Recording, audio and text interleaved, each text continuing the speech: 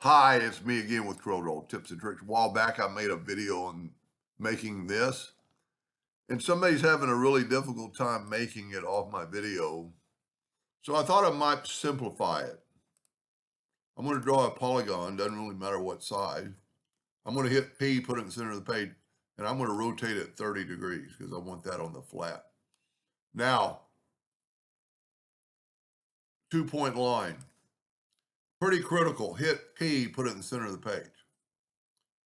Shift select your polygon and hit T like top.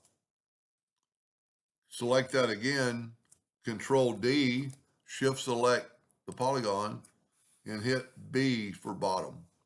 You need these to be in the center of the page for it to rotate correctly.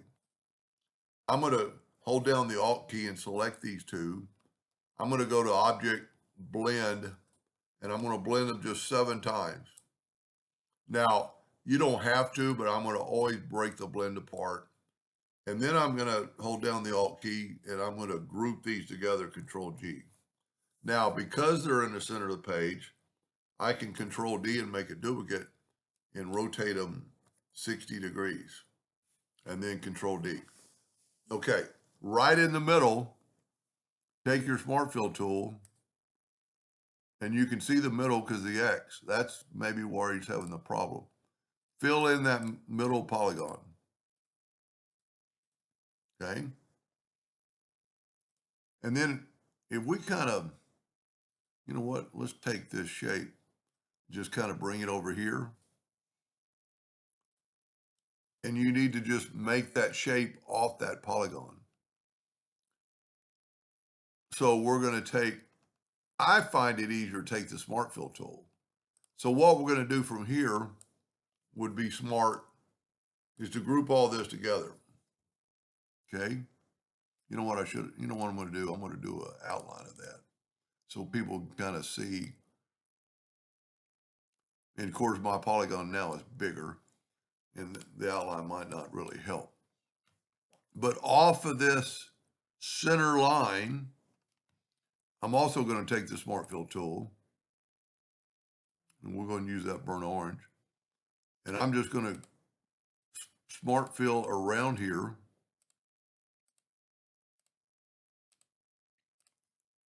Like that. And see that shape?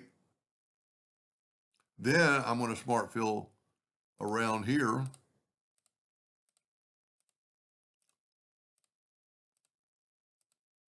To get that shape. Now, if you remember, we grouped all this together. I'm going to set my nudge factor on like 10 inches. And I can grab this now because it's a group and nudge out of the way.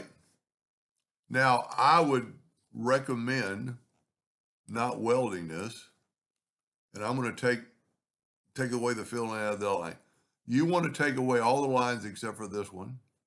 So I'm going to take my virtual segment delete key, holding down the Alt key, and do that. And do that. Holding down the Alt key, leave that line, and now you have that part. And then you can take the Smart Fill tool. I'm going to try a different color this time. I'm going to fill them all in with the same color. You know what? I'm not. I'm going to make that one blue. I'm going to hold down the Control cut button and just make that a different blue. Then group that together, Control G, Control D, and rotate from right there 120 degrees. And you have that funny looking rectangle.